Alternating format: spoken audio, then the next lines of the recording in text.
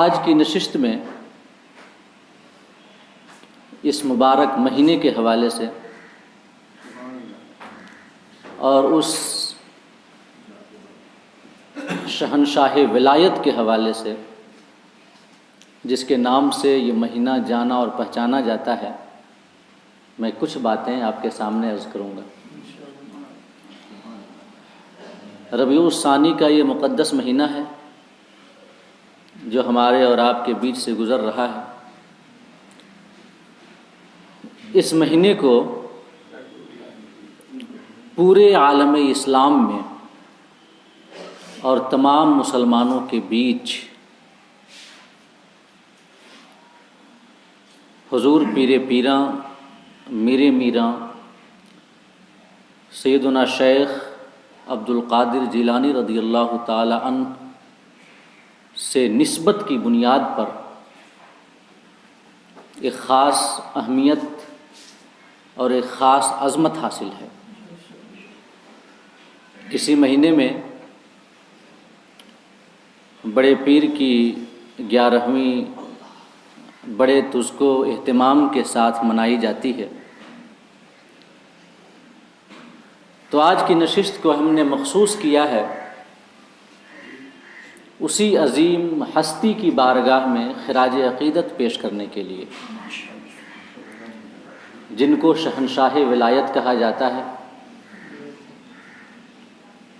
جن کی جانب اللہ رب العزت نے امر ولایت کو منتہی کر دیا ہے اور انہیں اولیاء کے احوال و مقامات پر مکمل تصرف اور اختیار عطا کیا ہے کہ جس کو چاہیں اولیاء کی فہرست میں داخل کریں اور جس کو چاہیں ولایت کی فہرست سے نکال باہر کریں۔ جن کا نام نامی عبد القادر ہے، جن کی کنیت ابو محمد ہے اور جن کا لقب محی الدین ہے،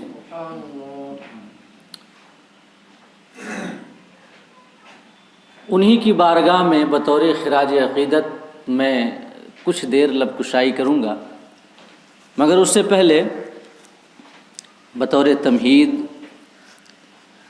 میں قرآن مجید کی روشنی میں یہ آپ کو بتانا چاہوں گا کہ آخر اللہ والوں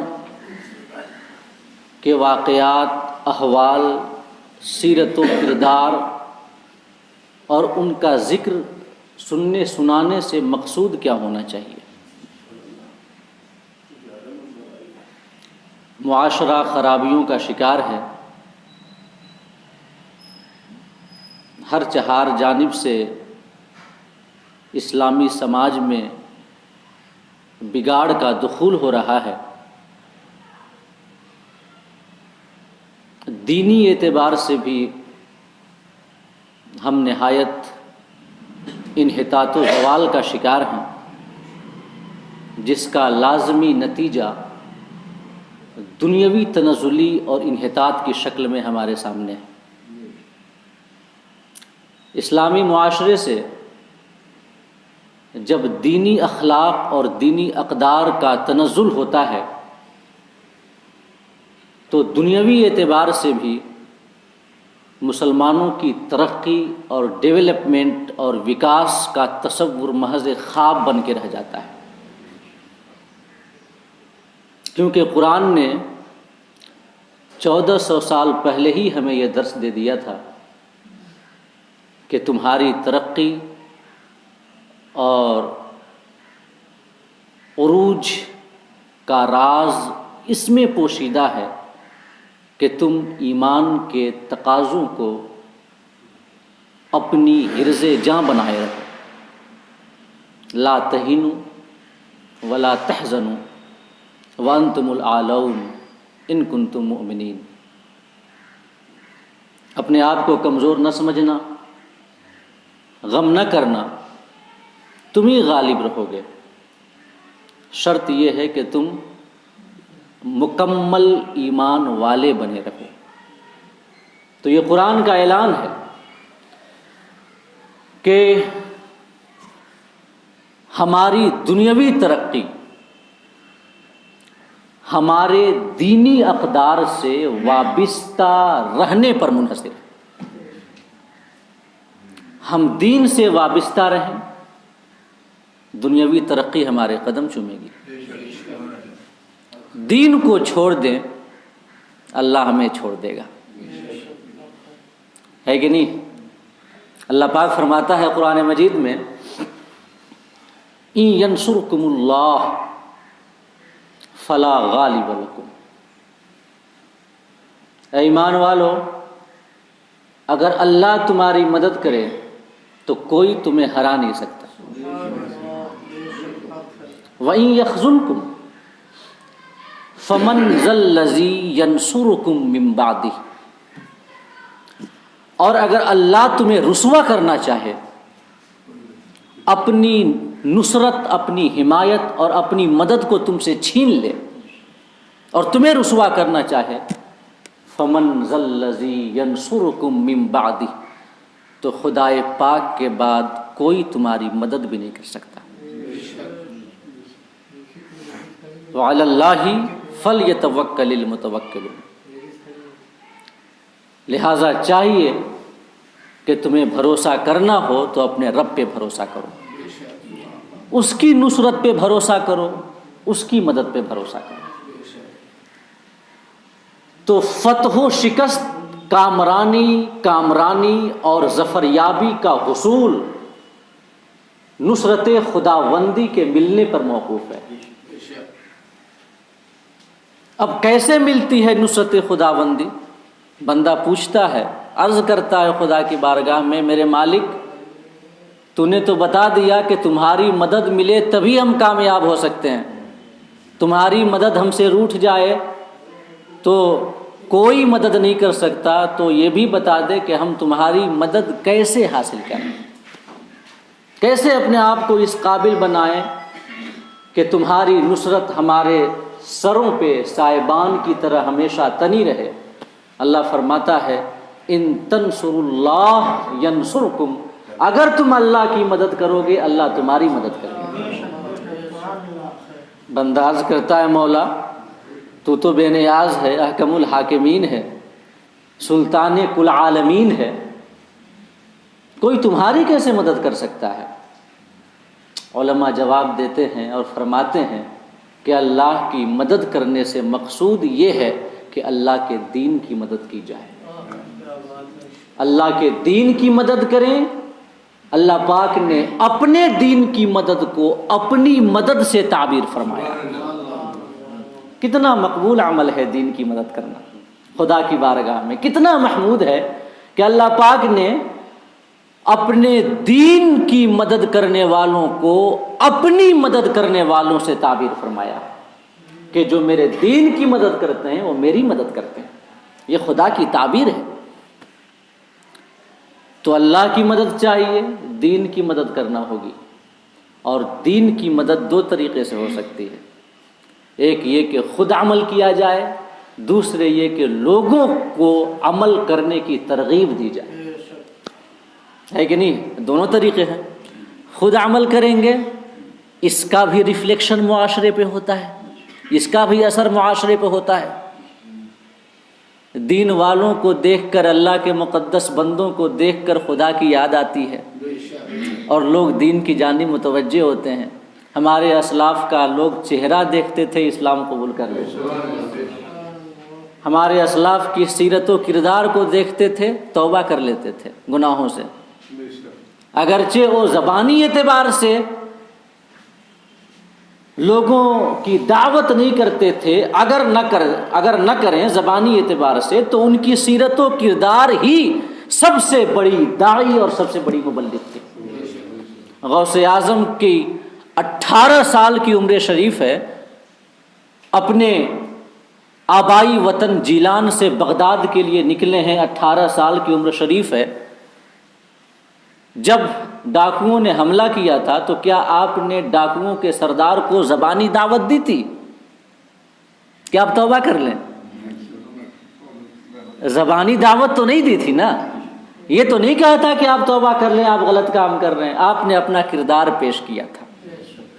2 لوگ آئے، پوچھا صاحبزادے کچھ ہے؟ کہا ہاں ہے. کتنا ہے؟ 40 درہم ہے.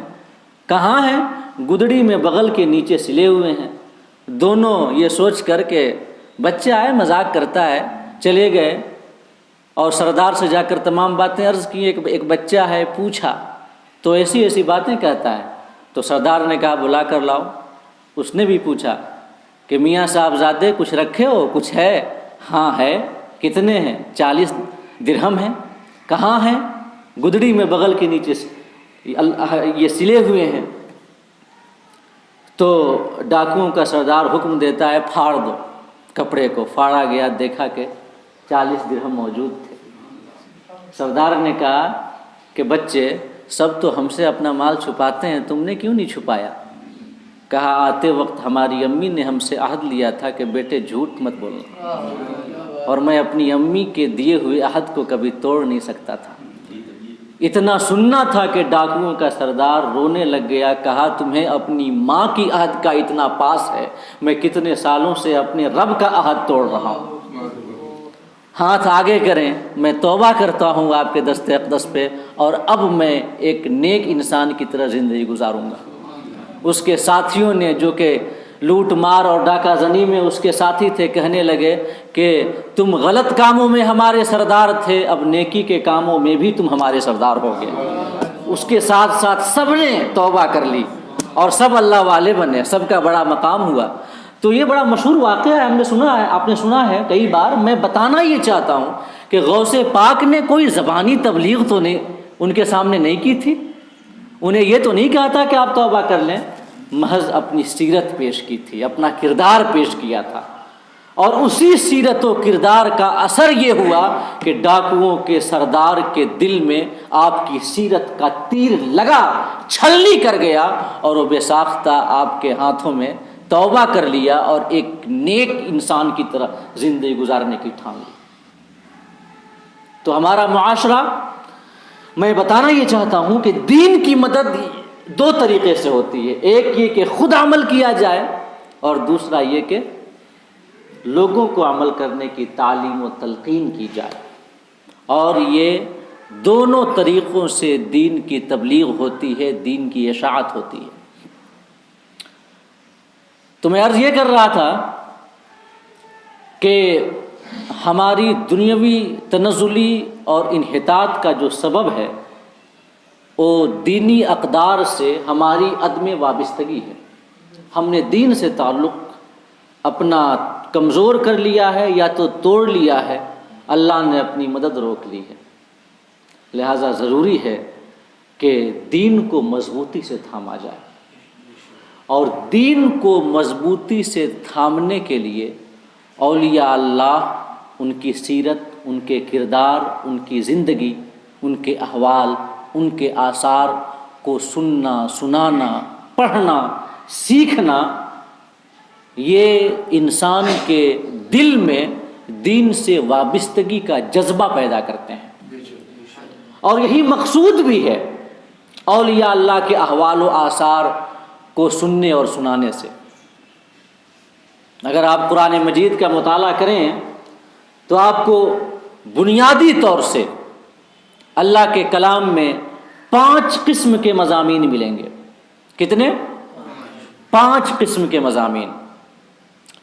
پہلی قسم کا جو مضمون ہے اس میں وہ آیات قرآنیہ ہیں جن میں اللہ پاک نے عقائد کا بیان کیا ہے.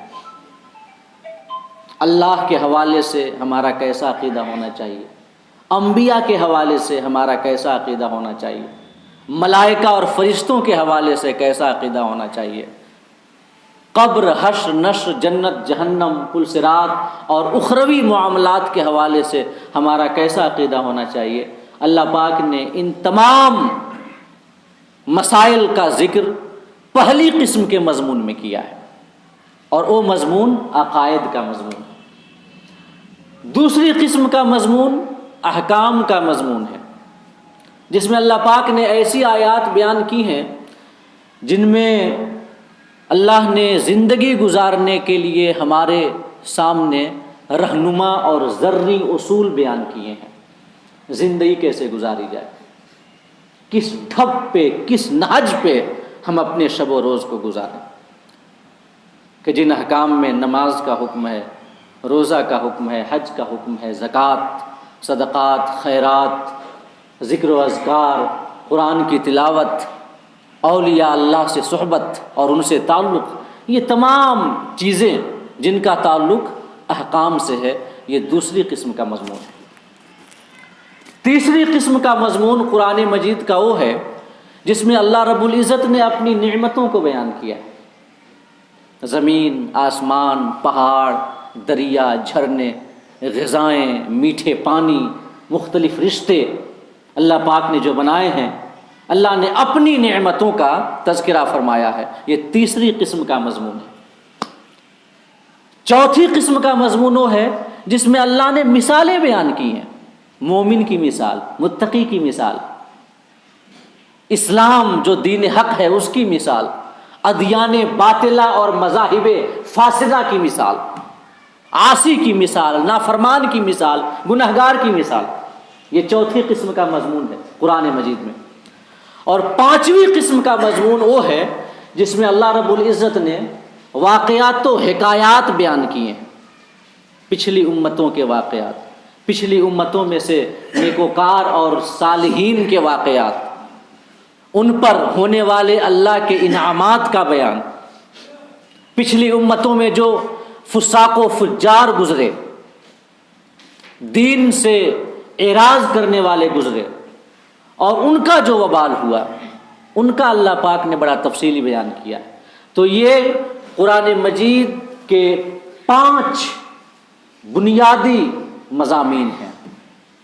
پہلا مضمون عقائد سے متعلق ہے، دوسرا مضمون احکام سے متعلق ہے، تیسرا مضمون خدائے پاک کی نعمتوں سے متعلق ہے، چوتھا مضمون اللہ پاک نے جو مثالیں بیان کی ہیں ان مثالوں سے متعلق ہے، اور پانچواں مضمون واقعات و حکایات سے متعلق ہے۔ ظاہر ہے کہ عقائد سے متعلق مضمون سے مقصود یہ ہے کہ ہمارا عقیدہ درست ہو جائے، ہمارا باطن درست ہو جائے، اللہ کے حوالے سے ہمارا عقیدہ، رسول کے حوالے سے، آخرت کے حوالے سے درست ہو جائے۔ احکام کے حوالے سے جو مضمون ہے اس سے مقصود یہ ہے کہ ہمارا ظاہر سدھر جائے، ہم اپنی زندگی اللہ کے بتائے ہوئے ذرّی اصول کے مطابق گزاریں اور اپنی سیرت و کردار کو سدھاریں، یہ مقصود ہے۔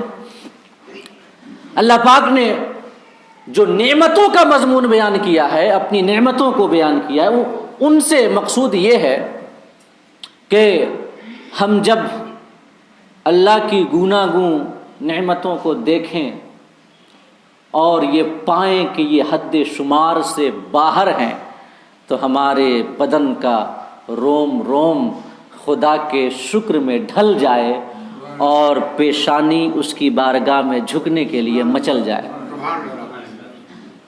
یہی تو مقصود ہے۔ اور اللہ پاک نے جو واقعات و حکایات بیان کیے ہیں جو 5ویں قسم کا مضمون ہے، لیکن اس سے پہلے ایک مضمون ہے مثالوں کا جس میں اللہ پاک نے مثالیں دی ہیں، ان سے مقصود یہ ہے کہ ہم غور کریں، سمجھیں اور غور کر کے بہتر کو اپنائیں اور خراب کو چھوڑ دیں، حق کو اپنائیں اور باطل سے اعراض کریں۔ یہ مقصود ہے اس مضمون کا جس میں اللہ پاک نے مثالیں بیان کی ہے، مومن کی مثال، کافر کی مثال، متقی کی مثال، عاصی کی مثال، دین حق اسلام کی مثال، ادیان باطلہ کی مثالیں۔ ان سے مقصود یہ ہے کہ غور کریں، مثالوں کو سمجھیں اور سمجھ کر حق سے تمسک اور توسل اختیار کریں اور باطل سے اعراض کریں۔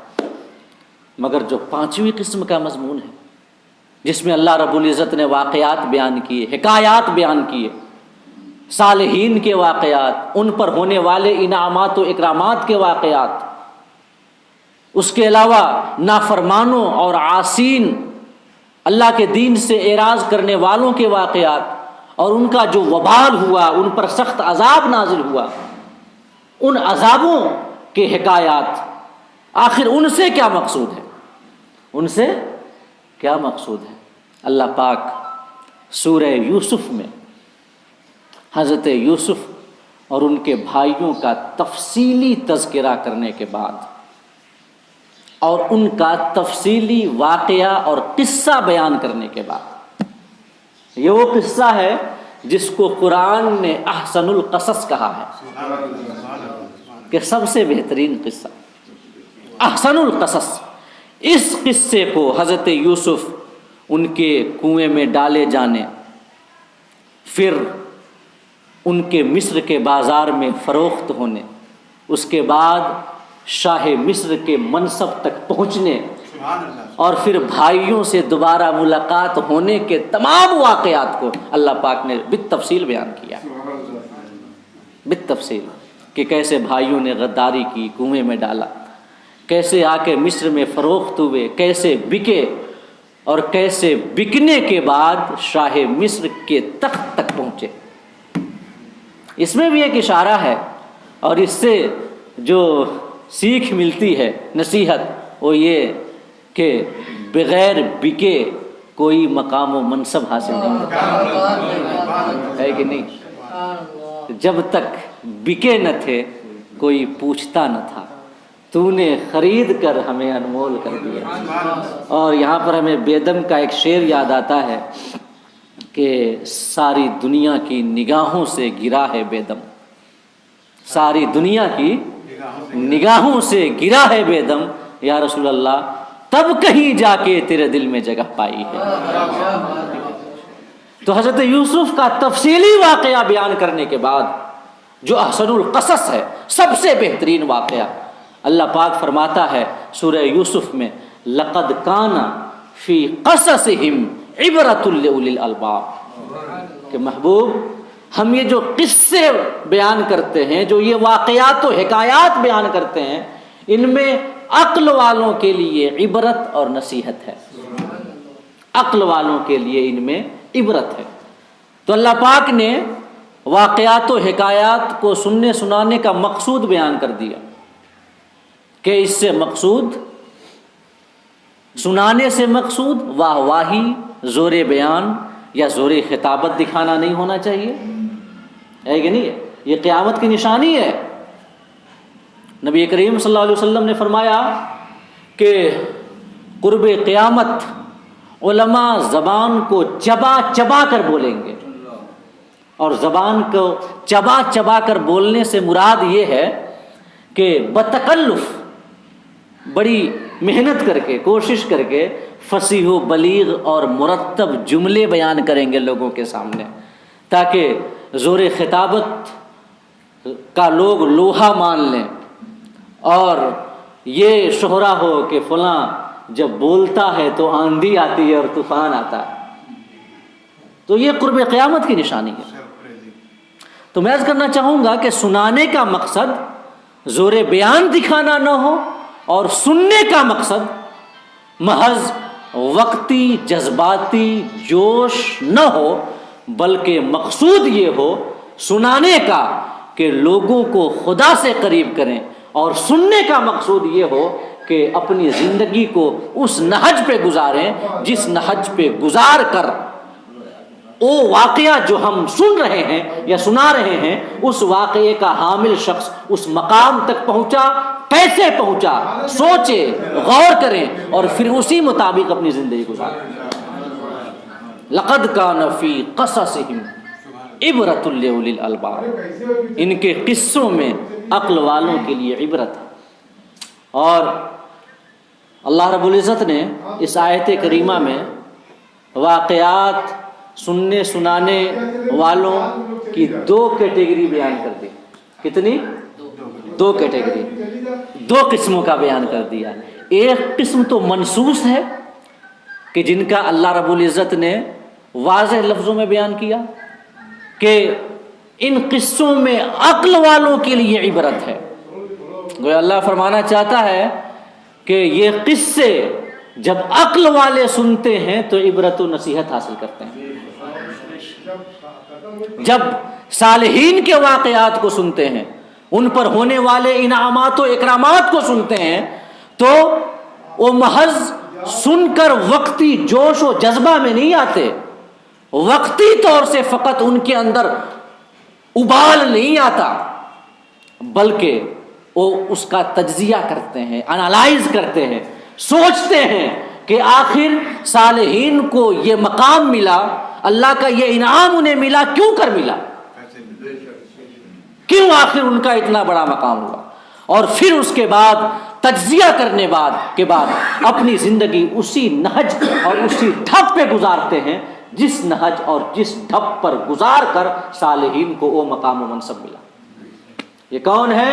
عقل والے، لِأُولِي الْأَلْبَابِ، عقل والے۔ ان کا تذکرہ تو اللہ نے منصوصاً کیا ہے کہ اللہ پاک نے بیان کر دیا، اور ایک اور یہاں پہ تذکرہ ہے ایک جماعت کا جو واقعات سننے والی ہے اور سنانے والی ہے، ایک جماعت اس کا ہے، لیکن اس کا تذکرہ منصوص نہیں ہے بلکہ معکوساً ہے کہ اس کو الٹا پڑھیں، اگر آپ اس کا مفہوم الٹا لیں تو مطلب یہ ہوگا کہ جو صالحین کے واقعات کو سنتے ہیں، ان کے اوپر ہونے والے انعامات و اکرامات کو سنتے ہیں یا سناتے ہیں، عاصین اور نافرمانوں کے واقعات کو سنتے سناتے ہیں، اور پھر ان کے اوپر جو عذاب نازل ہوا ان کو سنتے اور سناتے ہیں، مگر اس کا تجزیہ نہیں کرتے، اور پھر اسی نہج پہ اپنی زندگی نہیں گزارتے، صالحین کے طریقے پہ نہیں چلتے، عاصین اور نافرمانوں کے راستوں سے نہیں بچتے، تو یہ وہ ہیں جن کا شمار عقل والوں میں نہیں ہے۔ عبرت حاصل کرنے والوں کا شمار عقل والوں میں ہے، عبرۃ لِأُولِي الْأَلْبَابِ، عقل والوں کے لیے عبرت ہے۔ اور اس کا الٹا مفہوم دیکھیں، جو عبرت نہ حاصل کرے، نصیحت نہ حاصل کرے، ان کا شمار عقل والوں میں نہیں ہے۔ اب میں کوئی فیصلہ نہیں سناتا، میں کچھ نہیں کہتا، ہم خود یہ فیصلہ کر لیں کہ ہم سنتے بھی ہیں، سناتے بھی ہیں، صالحین کے واقعات، ان پر ہونے والے انعامات و اکرامات، عاصین اور نافرمانوں کے واقعات اور ان پر جو وبال نازل ہوا، وہ سب کو ہم سنتے بھی ہیں اور سناتے بھی ہیں۔ اب ہم خود فیصلہ کر لیں کہ ہمارا شمار عقل والوں میں ہے یا عقل والوں میں نہیں ہے، اور معیار بالکل واضح ہے، کرائیٹیریا بالکل صاف ہے، وہ یہ ہے کہ اگر ہم واقعات و حکایات کو سن کر اپنی زندگی میں کوئی اصلاح کو لاتے ہوں گے، بدلاؤ کو لاتے ہوں گے، تو ہمارا شمار قرآن کے مطابق عقل والوں میں ہوگا، اور اگر ہم سنتے سناتے ہوں گے، محض وقتی جذبہ ہوگا ہمارے اندر، اور سنانے سے مقصود واہ واہی لوٹنا، زور خطابت دکھانا ہوگا، اور سننے سے مقصود فقط وقتی طور سے جوش اور جذبہ، اور اس کے بعد ایک کان سے سننا دوسرے کان سے نکالنا ہوگا، تو سمجھ لیں ہم کہ قرآن کے مطابق ہمارا شمار عقل والوں میں نہیں ہے۔ غوث اعظم کا مہینہ ہے، ربیع الثانی کا مقدس مہینہ، اس مہینے میں سینکڑوں محفلیں منعقد ہوتی ہیں، کچھ چھوٹی چھوٹی محفلیں، کچھ بڑے بڑے کانفرنسز ہم منعقد کرتے ہیں آپ کی بارگاہ میں خراج عقیدت پیش کرنے کے لیے، آپ کا ذکر جمیل سننے سنانے کے لیے کرتے ہیں۔ اگر ان سینکڑوں محفلوں میں جو ہم سنتے اور سناتے ہیں اگر عبرت و نصیحت کا حصول ہوتا ہوگا تو ہم قرآن کے بقول عقل والے، اور اگر عبرت و نصیحت کا حصول نہیں ہوتا ہوگا، سماج ویسے ہی بگاڑ کا شکار ہوگا، معاشرے میں ویسے ہی فتنہ اور فساد ہوں گے، اور دین سے دوری ہوگی، دنیا سے قربت اور محبت بڑھتی جاتی ہوگی، تو سمجھ لیں کہ ہمارا شمار عقل والوں میں نہیں بلکہ قرآن کے مطابق بے عقلوں میں ہے۔ تو میں بھی آج کی اس محفل میں حضور غوث اعظم رضی اللہ تعالی عنہ کی سیرت و کردار کے حوالے سے کچھ باتیں آپ کو بتانا چاہوں گا۔ آپ کرامات تو سنتے رہتے ہیں، کرامات وغیرہ، میں آپ کی سیرت کی کچھ جھلکیاں آپ کے سامنے بیان کرنا چاہتا ہوں، آپ کے احوال و آثار کو آپ کے سامنے بیان کرنا چاہتا ہوں، آپ کی زندگی کے شب و روز کس طریقے سے گزرتے تھے اس طریقے کو بیان کرنا چاہتا ہوں۔ مگر اس سے پہلے میں یہ آپ کو بتانا چاہوں گا کہ اللہ رب العزت کی معرفت اور اس کا قرب حاصل کرنے کے دو طریقے ہیں۔ کتنے طریقے ہیں؟ دو طریقے۔ حضور غوث اعظم رضی اللہ تعالی عنہ نے او ریاضت، او مجاہدہ، او تکلیف، او مشقت برداشت کی ہے اور اتنی کوششیں کی ہے خدا کی بندگی کی راہ میں جس کی مثال کسی ولی کی سیرت میں نہیں ملتی۔ آپ کی ریاضت کی مثل ریاضت، آپ کے مجاہدہ کی مثل مجاہدہ، آپ کی مشقت کی مثل مشقت کسی ولی کی سیرت میں نہیں ملتی ہمیں۔ مگر اس سے پہلے یہ جان لیں آپ کہ خدا تک پہنچنے کے کتنے طریقے ہیں؟ دو طریقے۔ اس کی معرفت حاصل کرنے، اس کا قرب حاصل کرنے کے دو راستے ہیں۔ اللہ پاک فرماتا ہے قرآن مجید میں، اللہ یجتبی الیہ من یشاء ویہدی الیہ من ینیب۔ اللہ فرماتا ہے اللہ جس کو چاہتا ہے اپنا قرب عطا کرنے کے لیے چن لیتا ہے۔ یہ خدا کا قرب حاصل کرنے کا پہلا طریقہ، چنتا ہے۔ اللہ جس کو چاہتا ہے چنتا ہے۔ یہ جو پہلا طریقہ ہے خدا کی معرفت حاصل کرنے کا، خدا کا قرب حاصل کرنے کا، اس طریقے میں بندہ نہیں چاہتا کہ میں خدا کی معرفت حاصل کروں، میں رب کا تقرب حاصل کروں، بلکہ رب چاہتا ہے کہ میں اس بندے کو اپنا قرب عطا کروں۔ رب چاہتا ہے کہ میں اس کو اپنی بارگاہ کا تقرب عطا کروں، اپنی معرفت عطا کروں۔ بندہ نہیں چاہتا، رب چاہتا ہے، اور جب رب چاہتا ہے یجتبی چن لیتا ہے۔ یہ وہ طریقہ ہے جس طریقہ میں مجاہدہ، ریاضت، تکلیف، مشقت کی ضرورت نہیں ہوتی، بلکہ خدا چنتا ہے، اور جب خدا ہی چن لے تو پھر کیا ضرورت ہے اللہ پاک ڈائریکٹ اپنی بارگاہ میں پہنچا دے۔ برسوں کی مشقت اور ریاضت و مجاہدہ کی کوئی حاجت نہ ہو۔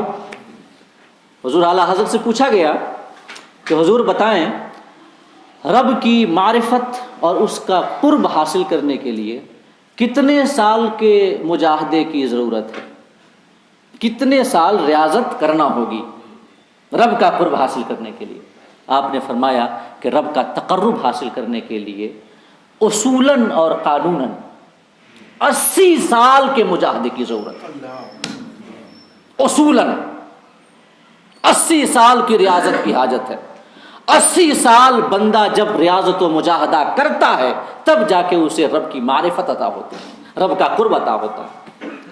مگر اس کے بعد حضور اعلیٰ حضرت نے یہ بھی فرمایا کہ جب کوئی بندہ صدق دل کے ساتھ اس راہ کا مسافر بن جاتا ہے تو تائید عزدی نصیب ہوتی ہے، توفیق الہی نصیب ہوتی ہے، اور اللہ پاک سالوں کے سفر کو ایک لمحے میں بھی طے کرا دیتا ہے۔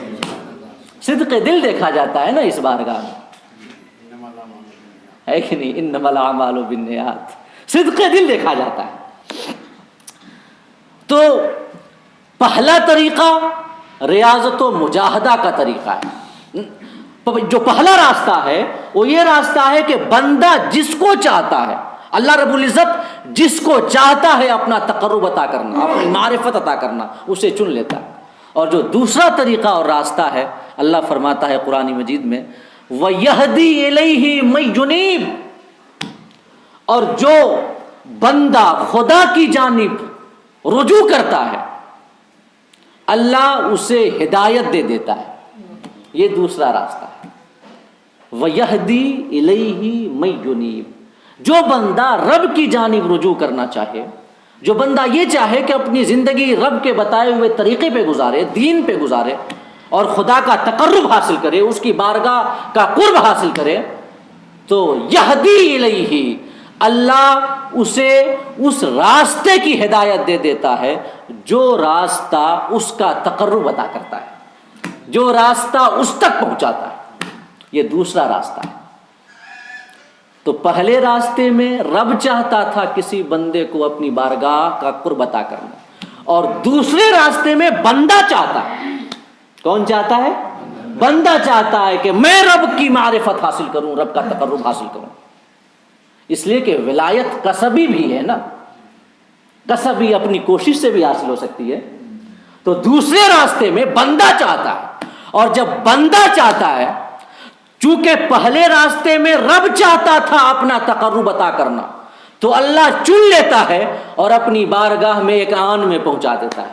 اور دوسرے راستے میں بندہ چاہتا ہے کہ وہ رب کا تقرب حاصل کرے، رب کی معرفت حاصل کرے، لہٰذا اللہ پاک وہ راستہ بتا دیتا ہے کہ اس راستے پہ چلو، میرا تقرب حاصل ہو جائے گا. یہ دو راستے ہیں. ایک واقعہ میں یاد آتا ہے کہ ایک بار ہارون رشید اپنے محل کی چھت پہ ٹہل رہا تھا. اس کی نگاہ پڑی اس زمانے کے مشہور مجذوب بزرگ حضرت بہلول دانا پر، کہ وہ راستے سے گزر رہے تھے. تو ہارون رشید نے اپنے کارندوں کو اور سپاہیوں کو حکم دیا کہ جاؤ بہلول دانا کو میری بارگاہ میں حاضر کرو. وہ چھت پہ تھا ہارون رشید. سپاہیوں نے ڈول کو رسی میں باندھ کر نیچے لایا اور اس میں بٹھایا حضرت بہلول دانا کو، اور پھر اوپر کھینچ لیا. جب حضرت بہلول دانا پہنچے ہارون رشید کے پاس، تو ہارون رشید نے پوچھا کہ حضور بتائیں آپ رب تک کیسے پہنچے، رب تک کیسے پہنچے، کیسے آپ نے خدا کا تقرب حاصل کیا، کیسے آپ نے رب کے بارگاہ سے قرب آپ کو عطا ہوا، کیسے؟ تو حضرت بہلول دانا نے جواب دیا جیسے آپ تک پہنچا، جیسے آپ تک پہنچا. ہارون رشید بڑا متعجب ہوا، اسے حیرت ہوئی. وہ کوئی لمبی چوڑی داستان سننا چاہتا تھا. اس کے دل میں یہ خیال تھا کہ برسوں کے مجاہدے کا ذکر کریں گے، برسوں کی ریاضت کا ذکر کریں گے، صحراؤں میں آبلہ پائی کا تذکرہ کریں گے، علائق دنیاوی سے کٹ کر خلوت نشین ہو کر اور بڑی مشقتوں کے ساتھ زندگی گزارنے کا تذکرہ کریں گے، بھوک کا تذکرہ کریں گے، پیاس کی شدت کا تذکرہ کریں گے، رات بھر کھڑے ہو کر نفلی عبادتیں پڑھنے کا تذکرہ کریں گے. تمام وہ لمبی چوڑی گفتگو سننے کا وہ یہ پہلے ہی سے من بنایا ہوا تھا، تیار تھا کہ کوئی ایسی باتیں کریں گے. لیکن آپ نے سمپل سیدھا سادہ سا جواب دیا، جیسے آپ تک پہنچا ویسے رب تک پہنچا. تو ہارون رشید نے کہا یہ کیا بات ہوئی، میں سمجھا نہیں. تو بہلول دانا نے جواب دیا ذرا سوچئے، اگر میں آپ تک پہنچنا چاہتا، اگر میں آپ سے ملاقات کرنا چاہتا، تو غور کیجئے کہ مجھے کتنے پاپڑ بیلنے پڑتے. پہلے اپوائنٹمنٹ لینا پڑتا، پتہ نہیں اپوائنٹمنٹ ملتی کہ نہ ملتی. پھر اس کے بعد آپ کے امراء درباریوں کی بارگاہ میں جا کر خوشامدیں کرنا پڑتا کہ دلا دو، اپوائنٹمنٹ دلا دو تاکہ میں بادشاہ سے مل سکوں. وہ پتہ نہیں کتنی خوشامدیں کراتے، کئی دن تک بلاتے بھگاتے، کہتے کل آنا پرسوں آنا، ہے کہ نہیں ہے؟ ظاہر ہے نا کہ کسی بھی بادشاہ کے اتنے نخرے نہیں ہوتے جتنے بادشاہ کے درباریوں کے نخرے ہوتے ہیں، ہے کہ نہیں ہے؟ تو آپ کے درباری نخرے کرتے، ہمیں بھیجتے واپس، پھر بلاتے، کئی دن تو اس میں لگ جاتے. کیسے جیسے تیسے کر کے اگر آپ تک رسائی کی اجازت مل بھی جاتی اور میں پہنچتا بھی، تو ہو سکتا ہے کہ کوئی اس روز شاہی مہمان آیا ہوتا، یا آپ کسی ایسے کام میں بیزی ہوتے جو کام ہم سے ملنے سے زیادہ اہم ہوتا. آپ مجھے واپس کر دیتے کہ جائیں، آپ کسی اور دن آئیں گے، آج ہمارے پاس وقت نہیں ہے. تو یہ تمام لافا شوٹنگ اور یہ تمام لفڑے تفڑے کب ہوتے؟ جب میں آپ سے ملنا چاہتا، لیکن آپ ملنا چاہتے تھے، میں نہیں ملنا چاہتا تھا. میں تو بھائی آپ کے محل کے نیچے سے گزر رہا تھا، آپ کے دل میں خیال گزرا کہ آپ ہم سے ملنا چاہتے ہیں. آپ نے اپنے سپاہیوں کو کہا، سپاہیوں نے 1 منٹ میں ڈول میں بٹھایا، آپ کے پاس کھڑا کر دیا. لا کے آپ ملنا چاہتے تھے، ایک پل میں آپ سے مل گیا. اگر میں ملنا چاہتا مہینوں لگتے، کئی منزلیں ہوتی، کئی مرحلے ہوتے. بالکل اسی طریقے سے میں خدا کا قرب نہیں چاہتا تھا، میں خدا کی معرفت حاصل کرنا نہیں چاہتا تھا، میں خدا کی بارگاہ کا تقرب نہیں چاہتا تھا، بلکہ رب چاہتا تھا کہ وہ مجھے اپنی معرفت عطا کرے. رب چاہتا تھا کہ وہ مجھے اپنا قرب عطا کرے، اپنی بارگاہ کا تقرب عطا کرے. تو وہ راستہ کہ جس کو طے کرنے میں برسوں لگتے اگر میں چاہتا، مگر رب چاہتا تھا، اس نے ایک آن میں طے کرا دیا. ہے کہ نہیں؟ تو رب تک پہنچنے کے 2 راستے. اللہ یجتبی الیہ من یشاء، اللہ جس کو چاہتا ہے اپنی بارگاہ کے لیے چن لیتا ہے، ایک آن میں پہنچا دیتا ہے. وَيَهْدِي إِلَيْهِ مَن يُنِيبُ، اور جو بندہ چاہتا ہے کہ وہ رب کی جانب رجوع کرے، اللہ اس کو راستہ بتا دیتا ہے. تو یہ والا لمبا پروسیس ہے، وہ شارٹ کٹ ہے. یہ 2 طریقے. ہمارے غوث اعظم کا تعلق حضور محبوب سبحانی، قطب ربانی، پیر لاسانی، پیر پیراں، میر میراں، سیدنا شیخ محی الدین عبد القادر جیلانی رضی اللہ تعالی عنہ کا تعلق ان اولیاء میں سے آپ کا شمار نہیں ہے جو رب سے ملنا چاہتے ہیں، جو چاہتے تھے کہ رب کی معرفت حاصل ہو، جو چاہتے تھے کہ رب کا قرب انہیں حاصل ہو.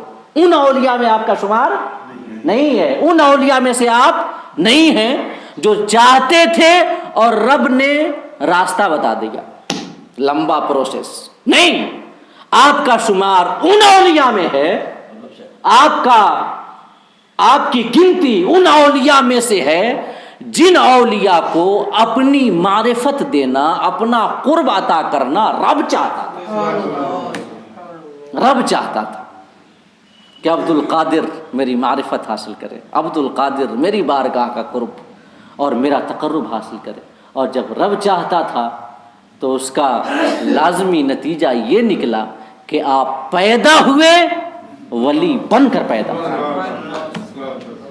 پیدا ہونے کے بعد پھر جو کئی سالوں کے بعد جن کی شہرتیں ہوتی ہیں، یہ تو وہ ہوتے ہیں نا جن کے لیے دوسرا راستہ ہوتا ہے کہ وہ چاہتے ہیں رب راستہ بتاتا ہے. یہ ہمارے غوث کا شمار ان اولیاء میں ہے جن کو اپنی بارگاہ سے قرب دینا رب چاہتا تھا، لہٰذا اللہ رب العزت نے آپ کو پیدا کیا، آپ مادرزاد ولی بن کر پیدا ہوئے، مادرزاد ولی بن کر پیدا ہوئے. اور یہی وجہ تھی کہ آپ کی ولایت کا شہرہ آپ کی ولادت سے تقریباً 200 سال پہلے، 250 سال پہلے اللہ پاک اپنے ایک بزرگ اور مقدس ولی کی زبانی بغداد کے جامع مسجد میں کرا رہا تھا. 470 ہجری میں حضرت غوث اعظم رضی اللہ تعالیٰ عنہ کی ولادت ہوئی. 470 ہجری. نیف نام کا ایک قصبہ تھا تبرستان صوبے میں، جو کہ تبرستان ملک ایران کا ایک صوبہ ہے، ملک ایران کا ایک صوبہ ہے تبرستان. اسی کا ایک علاقہ ہے جیلان کا ایک قصبہ ہے نیف. اسی نیف میں آپ کی ولادت ہوئی، اسی قصبے میں. آپ جیلانی کے نام سے مشہور ہوئے، آپ کے نام کے ساتھ جیلانی بڑی شہرت پایا. تو آپ کی ولادت کب ہوئی؟ 470 ہجری. اور حضور غوث اعظم رضی اللہ تعالی عنہ سے پہلے ایک بزرگ گزرے تقریباً 200-250 سال پہلے، 2 صدی ہجری کے بزرگ ہیں حضرت جنید بغدادی رضی اللہ تعالی. حضرت جنید بغدادی رضی اللہ تعالی، ان کی زبان سے اللہ پاک غوث اعظم کا تذکرہ فرما رہا. کیسے؟ سماعت کر لیں. ایک بار بغداد کے جامع مسجد میں حضرت جنید بغدادی رضی اللہ تعالیٰ عنہ خطاب کر رہے تھے. تو اثنائے وعظ اور اثنائے خطاب سنیے گا، آپ کے دل میں یہ خیال گزرا کہ مجھ جیسا صاحب کشف، صاحب کرامت، صاحب تصرف، صاحب اختیار اور میرے ہم پلہ اور ہم رتبہ یا مجھ سے افضل و اعلیٰ بزرگ نہ آج تک پیدا ہوا نہ قیامت تک ہوگا. یہ خیال گزرا حضرت جنید بغدادی رضی اللہ تعالیٰ عنہ کے دل میں. ابھی آپ اپنے اس خیال کو ظاہر کرنا چاہتے تھے، جو حاضرین تھے ان کے سامنے بتانا چاہتے تھے، خطاب کر رہے تھے بغداد کی جامع مسجد میں. تو سوچا کہ حاضرین کو بتا دوں کہ لوگوں، میرا وہ مقام ہے کہ مجھ جیسا صاحب کشف و کرامت بزرگ نہ آج تک پیدا ہوا ہے نہ ہوگا. بتانا ہی چاہتے تھے کہ رب کے حکم سے حضور غوث اعظم رضی اللہ تعالی عنہ کی روح نے آپ کے باطن پہ اپنی تجلی ڈالی. آپ کے باطن پہ، حضرت جنید بغدادی کے باطن پہ اپنی تجلی ڈالی حضور غوث اعظم کی روح نے. روایتوں میں آتا ہے، محمد نعیم جولانی اپنی کتاب تذکرۃ الصوفیہ میں لکھتے ہیں کہ جیسے ہی غوث پاک کی روح مقدس نے حضرت جنید بغدادی کے باطن پہ اپنی تجلی ڈالی، جناب جنید غش کھا کر ممبر سے نیچے گر پڑے. اور جب ہوش آیا تو کہنے لگے کہ لوگوں، میں تو سمجھتا تھا کہ مجھ جیسا صاحب کشف و کرامت بزرگ نہ آج تک پیدا ہوا ہے نہ ہوگا، لیکن عنقریب میرے بعد اسی بغداد کی دھرتی سے ایک اللہ کا ولی ظاہر ہوگا جس کا نام عبد القادر ہوگا، جس کا سورج ابد الآباد تک فلک الافلاک پر چمکتا ہوگا، جس کا آفتاب ولایت کبھی زوال و غروب کا شکار نہیں ہوگا، اور تمام اولیاء میں اس کا مقام، اس کا مرتبہ سب سے افضل و اعلیٰ ہوگا. یہ الفاظ ہیں حضرت جنید بغدادی کے، حضرت جنید بغدادی کے الفاظ ہیں، جو کہ جن کا زمانہ آپ سے تقریباً 200 سال پہلے کا زمانہ. لہٰذا میں بتانا یہ چاہتا ہوں آپ کو کہ ہمارے غوث کا شمار ان اولیاء میں نہیں ہے جو کہ آئے ریاضت و مجاہدہ کی پھر ولایت پائی، نہیں، بلکہ آپ وہ ہیں جو مادرزاد ولی ہیں.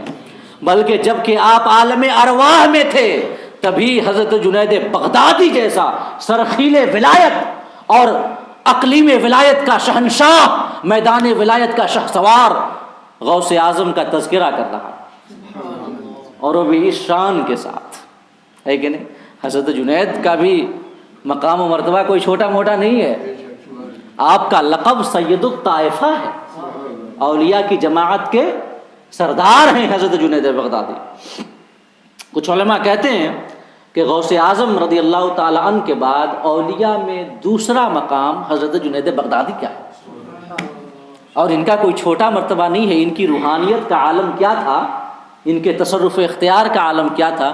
آج کی محفل کی آخری باتیں عرض کر رہا ہوں، انشاءاللہ اگلی نشست میں پھر اسی عنوان سے ایک میں تفصیلی نشست کروں گا کہ حضرت جنید بغدادی کی روحانیت اور تصرف و اختیار کو سمجھنے کے لیے آپ یہ واقعہ سماعت کریں کہ ایک عیسائی تھا، اس کے پاس جب نبی اکرم صلی اللہ علیہ وسلم کی یہ حدیث پہنچی جس میں آقا نے فرمایا اتقوا فراست المومن فإنه ينظر بنور اللہ، مومن کی سمجھ سے ڈرو کیونکہ وہ اللہ کے نور سے دیکھتا ہے. اس عیسائی تک جب یہ حدیث پہنچی تو اس نے سوچا کہ اس حدیث کی صداقت کو پرکھا جائے اور جانچا جائے. مومن اللہ کے نور سے دیکھتا ہے. اس نے یہ کیا کہ مسلمانوں سی شکل و صورت بنائی، مسلمانوں کی طرح اس نے لباس پہنا، عبا جو اس وقت میں چلن میں تھا، عبا پہنی، اس نے اپنی صلیب کو چھپا لیا، عمامہ باندھا، اور پھر اس کے بعد نکل پڑا. اس حدیث کی صداقت کو پرکھنے اور جانچنے اور آقا کریم کے فرمان کی صداقت کا امتحان کرنے، کہ وہ یہ سوچ رہا تھا کہ جب مومن اللہ کے نور سے دیکھتا ہے تو عبا کے پیچھے چھپی ہوئی صلیب اور ہمارے دل میں چھپی ہوئی نصرانیت تک تو نگاہ ضرور پہنچ جائے گی۔ تو یہی سوچ کے وہ نکلا، کئی سارے اولیاء کے پاس گیا، علماء کے پاس گیا، عرفاء کے پاس گیا، جس بھی عالم کے پاس پہنچتا، عارف یا ولی کے پاس پہنچتا، ایک ہی سوال کرتا، حضور ایک حدیث کے متعلق آپ سے کچھ سمجھنا تھا۔ فرماتے پوچھو، کیا پوچھتے ہو؟ وہ حدیث پڑھتا، اتقوا فراست المومن فإنہ ینظر بنور اللہ، مومن کی فراست سے ڈرو کیونکہ وہ اللہ کے نور سے دیکھتا ہے۔ ہر عالم اس کو اس حدیث کا مطلب بتاتے، اس کی تشریح کرتے، اس کے مفہوم کو واضح کرتے، لیکن اسے اطمینان نہیں ملتی۔ اور اطمینان ملتی بھی کیسے؟ وہ تو مفہوم نہیں سمجھنا چاہتا تھا نا، وہ تو صداقت کو پرکھنا چاہتا تھا، وہ تو یہ دیکھنا چاہتا تھا کہ ان کی آنکھیں اس عبا کے پیچھے چھپی ہوئی صلیب کو دیکھ سکتی ہیں یا نہیں، ہمارے دل میں چھپی ہوئی عیسائیت اور نصرانیت کو دیکھ سکتی ہیں یا نہیں۔ کئی سارے علماء اولیاء کے پاس گیا، لیکن سب نے اس کو فقط مطلب سمجھایا، مفہوم بتایا حدیث پاک کا، اس کی حقیقت نہیں بتائی، اس کو اطمینان نہیں ہوئی، وہ مطمئن نہیں ہوا۔ گھومتے گھماتے پھرتے پھراتے وہ پہنچ گیا حضرت جنید بغدادی رضی اللہ تعالیٰ عنہ کی بارگاہ۔ آپ سے بھی وہی سوال، حضور ایک حدیث کا مطلب پوچھنا تھا۔ کہا پوچھو۔ آقا کریم کی حدیث ہے، اتقوا فراست المومن فإنہ ینظر بنور اللہ، مومن کی سمجھ سے ڈرو کیونکہ وہ اللہ کے نور سے دیکھتا ہے۔ کیا مطلب ہے اس حدیث کا؟ حضرت جنید بغدادی نے بغیر ایک لمحے کا توقف کیے ارشاد فرمایا کہ اس حدیث کا مطلب یہ ہے کہ صلیب توڑ، عیسائیت چھوڑ اور مسلمان ہو جا۔ یہ اس حدیث کا مطلب ہے۔ اتنا سننا تھا کہ آپ کے قدموں پہ گر پڑا، آپ کے ہاتھ پہ اس نے اسلام قبول کیا۔ اس کے بعد اس نے ایک سوال کیا حضرت جنید بغدادی سے، اس سوال کو غور سے سنیے گا۔ سوال کیا کہ حضور بتائیں، میں آج تک اتنے سارے اولیاء کے پاس گیا، علماء کے پاس گیا، عرفاء کے پاس گیا، کوئی مجھے پہچان کیوں نہ سکا؟ آپ ہی نے کیسے پہچانا؟ یہ سوال کیا اس نے۔ یہ سوال آج کے زمانے میں بھی ہو سکتے ہیں، ہو سکتا ہے نا یہ سوال۔ مثال کے طور پہ آپ کسی مسئلہ کو پوچھنے کے لیے کئی سارے علماء کے پاس جائیں، کسی عالم سے آپ کو تشفی نہ ملے، اطمینان نصیب نہ ہو، گھومتے گھماتے کسی ایسے عالم کے پاس پہنچ جائیں جو عالم آپ کو تشفی دے دے اور آپ کے مسئلے کا صحیح جواب دے دے، اور آپ اس عالم سے پوچھیں کہ حضور میں بہت سارے علماء کے پاس گیا لیکن کوئی مجھے جواب نہ دے سکا، کوئی میری تشفی نہیں کرا سکا، آپ نے میری تشفی کرا دی، ایسا کیسے؟ تو کیا جواب ہوگا اس عالم کا؟ آپ اپنے گھر کا نقشہ بنانا چاہتے ہو، کئی سارے انجینئرز کے پاس جائیں، کسی کا بنایا ہوا نقشہ آپ کو پسند نہ آئے، ایک انجینئر کے پاس جائیں جس کا بنایا ہوا نقشہ آپ کو پہلی ہی نظر میں پسند آ جائے، آپ اس سے پوچھ لیں کہ حضور یہ بتائیں کہ میں نے بہت سارے انجینئروں سے، اس انجینئر سے کہیں حضور کیا انجینئروں کو تو سر کہنا پڑتا ہے، سر یہ بتائیں، سر ہی کا اردو ٹرانسلیشن حضور ہے، لہذا حضور نکل گیا میری زبان سے کہ سر یہ بتائیں میں نے بہت انجینئروں سے نقشہ بنایا، پسند نہیں آیا، آپ نے اتنا اچھا نقشہ بنا دیا، کیسے؟ کیا جواب ہوگا اس انجینئر کا؟ ہم کسی مرض سے پریشان ہوں، کئی ڈاکٹروں کو دکھائیں، آرام نہ ملے، ایک ڈاکٹر کے پاس جائیں کہ جس کا تجویز کیا ہوا نسخہ کام آ جائے، ہمیں آرام مل جائے، اسی ڈاکٹر سے سوال کر لیں کہ سر یہ بتائیں کہ میں بہت سارے ڈاکٹروں کے پاس گیا، کہیں سے آرام نہیں ملا، آپ نے کون سا ایسا نسخہ دیا کہ مجھے آرام مل گیا؟ کیا جواب ہوگا اس ڈاکٹر کا؟ کوئی آپ مقدمے میں پھنسے ہوں، کوئی وکیل ضمانت نہ دلا سکے، ایک وکیل ضمانت دلا دے، اس سے کہیں سر بڑے پریشان تھے، کئی وکیل ہار گئے مگر آپ نے ہمیں ضمانت دلوا دی، آخر ایسا کیسے ہو گیا چمتکار؟ تو کیا جواب ہوگا؟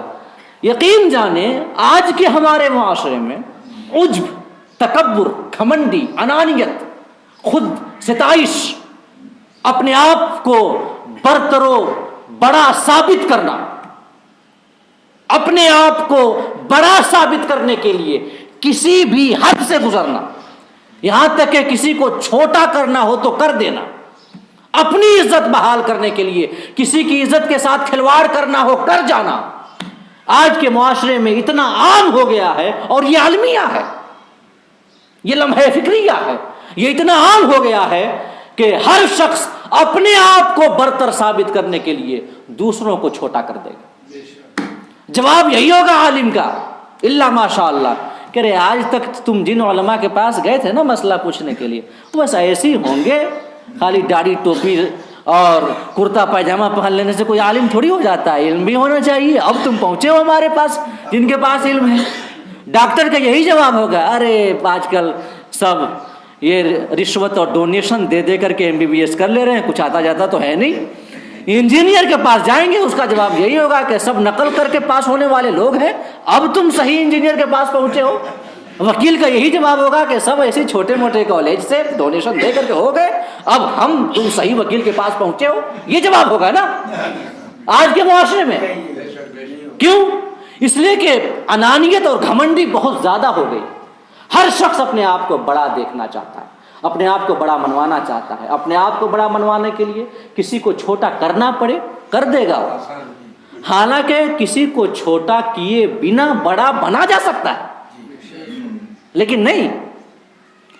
ہم اخلاقی اعتبار سے اس حد تک تنزلی اور انحطاط کا شکار ہیں کہ اپنی عزت کو بحال کرنے کے لیے دوسرے کی عزت سے کھلواڑ کرنا ہمارے لیے عام سی بات ہو گئی ہے۔ مگر قربان جائیں ہمارے اسلاف، جن کے دلوں میں انانیت نہیں تھی، جن کے اندر عجب نہیں تھا، خود پسندی نہیں تھی، جو اپنے آپ کو بڑا کرنے کے لیے کسی کو چھوٹا نہیں کرتے تھے، جن کے اندر للہیت تھی، اخلاص تھا، صدق نیت تھا۔ سنیں، جب اس شخص نے پوچھا حضرت جنید بغدادی سے کہ حضور میں بہت سارے اولیاء کے پاس گیا، علماء کے پاس گیا، کوئی مجھے پہچان نہیں سکا، آپ نے کیسے پہچان لیا؟ حضرت جنید بغدادی نے جواب دیا، سنیے گا، سنو، پہچانا تو تمہیں سب نے تھا، پہچانا تو تمہیں سب نے تھا، ہائے رے اخوت اور اخوت اسلامی کی اعلیٰ ترین مثال۔ کسی کو یہ نہیں کہا کرے وہ سب ایسی ہوں گے، نہیں، بلکہ کہا پہچانا تو تمہیں سب نے تھا، مگر وہ یہ بھی جانتے تھے کہ تمہیں اسلام میرے ہاتھوں میں قبول کرنا، وہ یہ بھی جانتے تھے، اسی لیے کسی نے تمہاری حقیقت کو ظاہر نہیں کیا۔ اگر تمہاری حقیقت کو کوئی ظاہر کر دیتا تو تم اسی کے ہاتھوں میں اسلام قبول کر لیتے نا، لیکن وہ جانتے تھے کہ تقدیر میں لکھا ہے کہ تم نے اسلام اسی جنید کے ہاتھوں، جنید بغدادی کے ہاتھوں قبول کرنا ہے، لہٰذا کسی نے تمہاری حقیقت ظاہر نہیں کی۔ گویا حضرت جنید بغدادی نے ان دوسرے علماء، عرفاء اور اولیاء کا مرتبہ کو گھٹایا نہیں بلکہ بڑھا دیا، کہ انہوں نے نہ صرف تمہیں پہچانا بلکہ اس سے بڑھ کر وہ یہ بھی جانتے تھے کہ تمہیں اسلام میرے ہاتھوں میں قبول کرنا ہے۔ یہ ہمارے اسلاف کی سیرت ہے۔ کہاں گئی وہ باتیں، کہاں گئے ایسے لوگ جو کہ اپنے اسلامی بھائیوں سے اتنی محبت کرتے تھے کہ چاہے کچھ بھی ہو جائے اپنے مومن بھائی کی ذلت اور ان کی عزت کو کم کرنا ان سے گوار نہیں ہوتا تھا۔ اور آج حسد، جلن، دوسرے کی ترقی کو دیکھ کر کے خود آگ میں جلنا بھننا، خود بڑا بننے کے لیے کسی کو چھوٹا کر دینا، خود بڑا عالم بننے کے لیے دوسرے عالم کی تحقیر کرنا، خود بڑا ڈاکٹر بننے کے لیے دوسرے ڈاکٹر، بڑا انجینئر یا کسی بھی پروفیشن سے جڑے ہوں، اپنے پروفیشن سے جڑے دوسرے افراد کی تحقیر کرنا ہمارے معاشرے کا المیہ بن چکا ہے۔ اللہ پاک بچائے ہمیں ایسی باتوں سے۔ تو یہ روحانی مقام تھا حضرت جنید بغدادی کا، لیکن اس مقام اور مرتبہ کے باوجود جب حضرت جنید بغدادی کے باطن پہ غوث اعظم نے اپنی تجلی ڈالی تو ہما مقام و مرتبہ حضرت جنید بغدادی غش کھا کر ممبر سے نیچے گر پڑے۔ یہ آپ کا مقام و مرتبہ۔ غوث اعظم کا شمار میں بتا یہ رہا تھا، غوث اعظم کا شمار ان اولیاء میں ہے جن کو اللہ اپنا تقرب دینا چاہتا تھا، لہٰذا منتخب کر کے جب آپ کو پیدا کیا مادرزاد ولی بن کر پیدا ہوئے۔ بڑا مشہور واقعہ ہے نا کہ رمضان کے مہینے میں آپ طلوع فجر سے لے کر کے صبح صادق کے طلوع ہونے سے لے کے غروب آفتاب تک ماں کا دودھ نہیں پیتے تھے۔ یہ ہر بچہ کر سکتا ہے ایسا کہ وہی بچہ جو ولی بن کر آیا ہو، ہے کہ نہیں؟ کسی نے پوچھا ایک بار حضرت غوث اعظم رضی اللہ تعالیٰ عنہ سے، حضور آپ کو کب پتہ چلا کہ آپ اللہ کے ولی؟ تو آپ نے جو جواب دیا تھا اس وقت وہ یہ کہ جب میں بچہ تھا اور بستہ لے کر کے مدرسہ پڑھنے جاتا تھا تو جب میں کلاس میں حاضر ہوتا تو میں ایک آواز سنتا، کوئی کہہ رہا ہوتا کہ اللہ کے ولی کے لیے جگہ خالی کر دو، اللہ کے ولی کے لیے جگہ دے دو۔ تو آپ مادرزاد ولی تھے جن کو اللہ نے منتخب کر کے اور ولی بنا کر بھیجا تھا، مگر اس مقام و مرتبہ کے باوجود آپ نے ایسی ریاضت کی، پہلے ہی سے پہنچے ہوئے تھے۔ آج کل تو کچھ لوگ کہتے ہیں کہ ہم پہنچے ہوئے ہیں، ہم کو کیا ضرورت عبادت کرنے کی، لیکن آپ پہلے ہی سے پہنچے ہوئے تھے، پہنچ کر پیدا ہوئے تھے، پھر بھی وہ عبادت و ریاضت، وہ مجاہدہ، وہ مشقت جس کی مثال کسی ولی کی سیرت میں نہیں ملتی۔ اس ریاضت و مجاہدہ کی کچھ جھلکیاں میں آپ کے سامنے اگلی نشست میں پیش کروں گا۔ اللہ پاک ہم سب کو انشاءاللہ، اللہ پاک ہم سب کو اپنے محبوب بندوں کی سیرت پر چلنے کی توفیق عطا فرمائے اور ہمارے قلوب کو اپنے محبوب اور اپنے محبوبوں کی محبت سے منور و مجلہ فرمائے۔ آمین۔ وآخر دعوانا الحمدللہ رب العالمین۔